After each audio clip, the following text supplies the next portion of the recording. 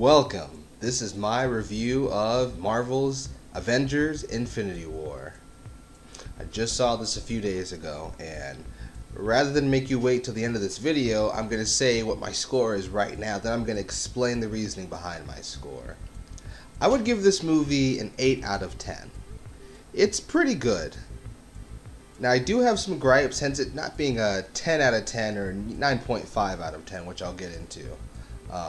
But overall, this is a very solid movie. Just in general, the Marvel Cinematic Universe movies have been pretty solid overall. There are only a few that I really don't care for. I think there might be literally one I just don't like. And one out of 19 or 20 is pretty amazing for a cinematic universe.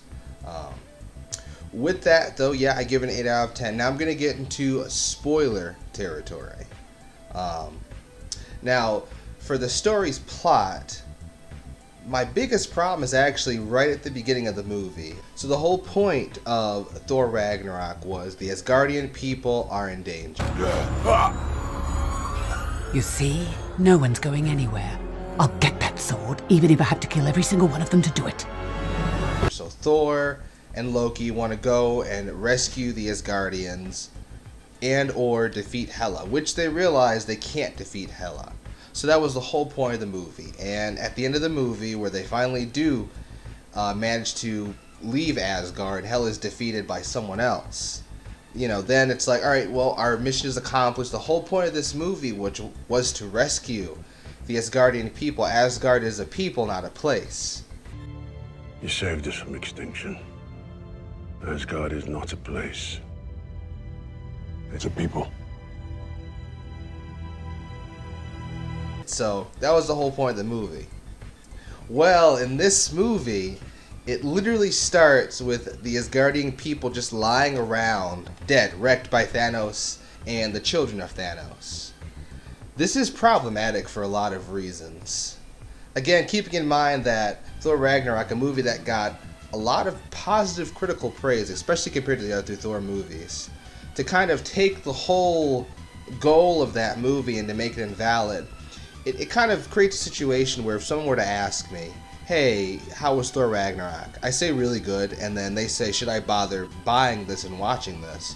Unfortunately, the answer is no, because there's no point to watching Thor Ragnarok, at least at this point in the Marvel Cinematic Universe, because Infinity War invalidated more or less the whole movie, with the only thing you would wonder is, where did Thor's eye go? So, and they may undo this in Avengers 4, but then all that will do is invalidate Avengers Infinity War. So it's create a situation where one of the movie's premises is going to be invalidated, which I think is really, really sad. My second beef is actually with the way the Hulk was handled in this movie. The Hulk was nerfed in this movie. I thought it was really interesting that there are a bunch of dead Asgardians lying everywhere. Thor is about to pretty much get his skull crushed. Loki is in danger. And somehow the Hulk is not raging and seething mad. And the way the Hulk works is, and they do show this in Thor Ragnarok, so this is canon to the Marvel Cinematic Universe.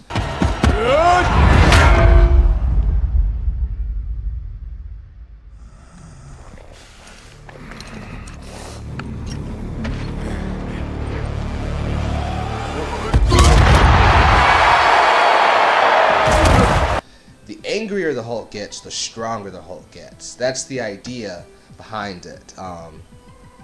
But apparently, he just didn't care because he wasn't very angry, which is a shame. And so Thanos is able to defeat him easily. Now, I should say something. I'm not upset with the concept of the Hulk being defeated. Hulk has been defeated before. That's not problematic at all. It's not that the Hulk was defeated, it's how Hulk was defeated. It's not as if Thanos used, let's say, the Power Stone to create power so strong that Hulk couldn't rival it, or something interesting like that. Or use the Reality Stone, where he can alter reality to make, Thanos can make his own punches so hard that not even the Hulk can withstand them because he's altering reality. Something like that would have been very interesting to see, and I would have been up for that. But the way it was handled, it was too quick. The Hulk was strangely not angry among all those dead bodies. You think you'd see Hulk at his angriest, but we don't see it. and that scene was really poorly done. Another scene that was very poorly done was Loki. Now, the thing about Loki, Loki has always been known for a trickster. He's called the God of Mischief in Thor Ragnarok. He's also very intelligent and very crafty. So, in Thor Ragnarok, there's a scene with Hela, where Hela's approaching Thor and Loki, and Thor's like, hey, I want to fight her. Let's get this on, fisticuffs. And Loki says, take us back. Bring us back! No!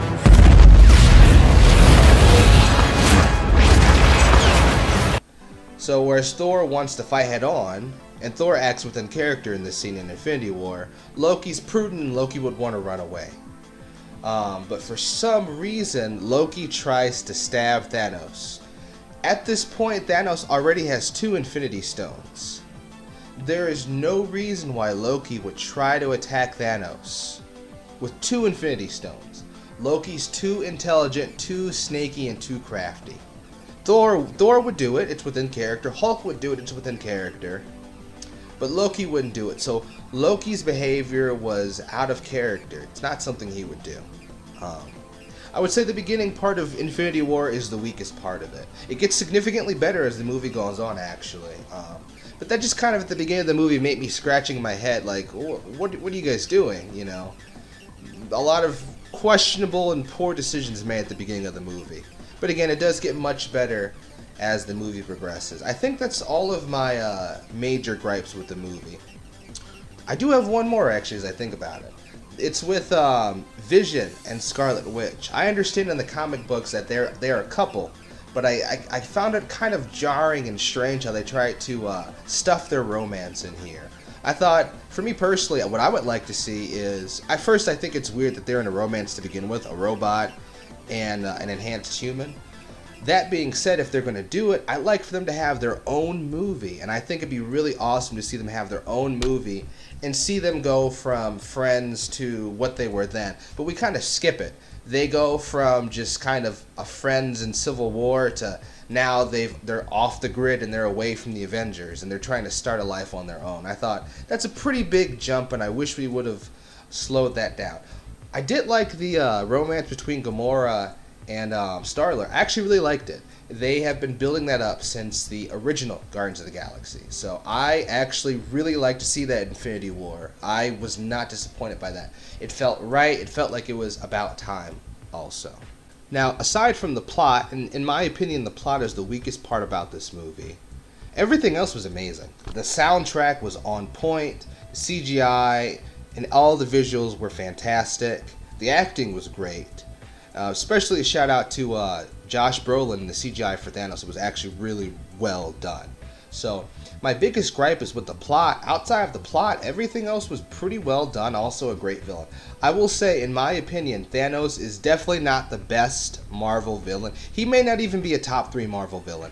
I think Loki is a better villain. Loki has more depth. Loki gets more growth throughout the movies. I think Hela may also be a better villain. I'm not sure about Hela. Hela may be a better villain. Killmonger is a better villain, hands down. Killmonger may be the best villain. So Thanos, while really good and a step in the right direction, I would say, in my personal opinion, he's certainly not the best villain. He might be the second best. He may not be top 3 though. He's somewhere in there. He's in the higher tiers of Marvel villains, but not quite the best. But I would recommend you see this. This is more of an experience and an event than a movie. And I know watching early reviews, I heard people say that, and I thought, what does that mean?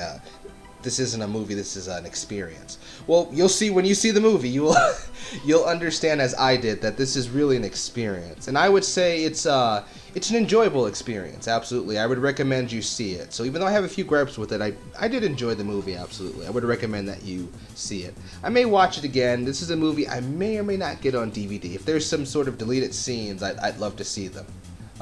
That's pretty much it for this review. I don't want to drag on too much. So tell me in the comment section, what would you rate this movie out of 10? I want to do a thing where every Monday I review a Marvel movie. I want to, Marvel movie Mondays or something like that. I think that'd be really interesting to do. But I will see you guys later.